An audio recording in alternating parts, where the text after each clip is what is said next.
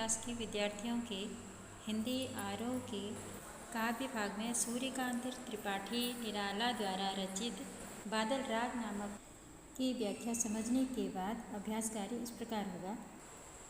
पहला प्रश्न है, अस्थिर सुख पर दुख की छाया पंक्ति में दुख की छाया किसे कहा गया है और क्यों?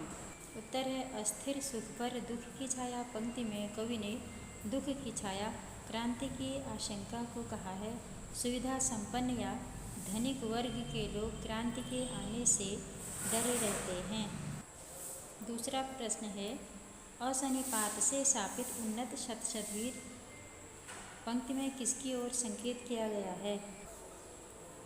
उत्तर है, असनिपात से शापित उन्नत शतशतवीर में क्रांति का विरोध करने वाले बड़े बड़े गर्वीले वीरों की ओर संकेत किया है, जो छोटे पौधे रूपी क्रांतिकारियों के वज्रपात से घायल होकर क्षत विक्षत हो जाते हैं, अर्थात क्रांतिकारियों के प्रहार से पूंजीपति डरकर धराशायी हो जाते हैं। तीसरा प्रश्न है, विप्लव रव से छोटे ही हैं शोभा पाते पंक्ति में विप्लव रव से क्या तात्पर्य है? छोटे ही हैं शोभा पाते, ऐसा क्यों कहा गया है? उत्तर है, विप्लव रव से तात्पर्य क्रांति के स्वर से है, क्योंकि क्रांति का लाभ जन साधारण को होता है, जिनको कवि ने छोटे पौधे कहकर संबोधित किया है।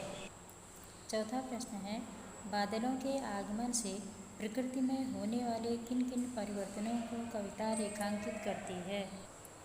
उत्तर है, बादलों के आने से जन समूह को वर्षा होने की आशा लगती है। बादलों की छाया तथा वर्षा के होने से आकुल जीव तथा प्रकृति को तृप्ति प्राप्ति होती है। पृथ्वी के उर में सोए नन्हे बीज अंकुरित होकर फूटने लगते हैं। अगला शीर्षक है, व्याख्या कीजिए। यहाँ कविता की कुछ पंक्तियाँ दी हुई हैं, जिसकी व्याख्या मैंने YouTube और ऑनलाइन के माध्यम से आप लोगों को समझा दी है।